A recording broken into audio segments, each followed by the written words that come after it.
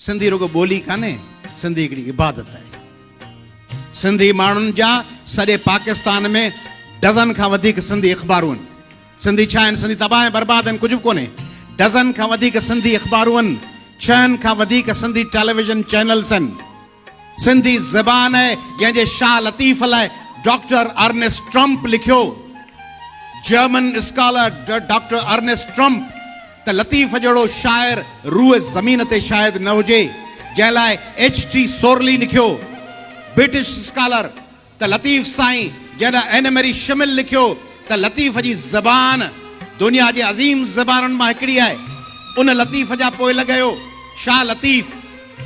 उहो कलंदर लाल शहबाज़ तव्हां वटि सेवण में वेठो आहे, जंहिं लाइ इंडियन आइडॉल में, जंहिं लाइ प्रोग्राम्स में हिकिड़ी स्टेज ते आबदा परवीन ऐं आशा भोसले ऐं रूना लेला वेही जॾहिं ॻाइनि थियूं, छा थियूं चवनि?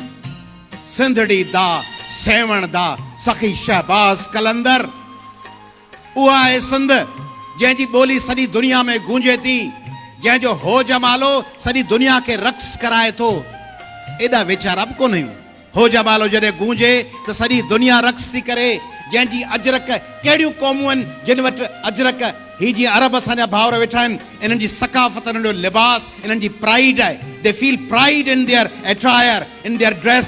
ईअं सिंधियुनि खे फ़ख़ुरु आहे पंहिंजी अजरक ते, पंहिंजी टोपीअ ते, पंहिंजे पटके ते, पंहिंजे सकाफ़त ते, पंहिंजे कल्चर ते।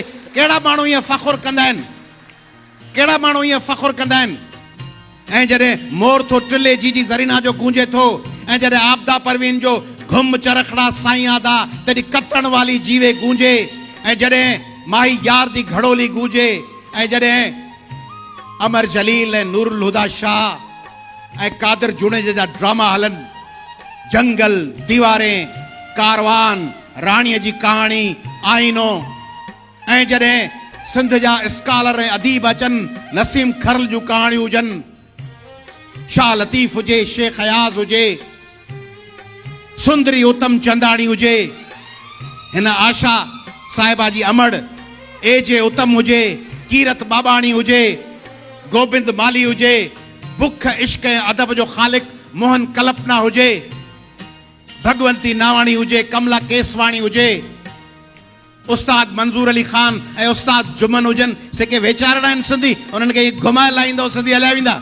तव्हांजा बाबा बि कोशिशि कंदे कंदे तबाह थी वेंदा।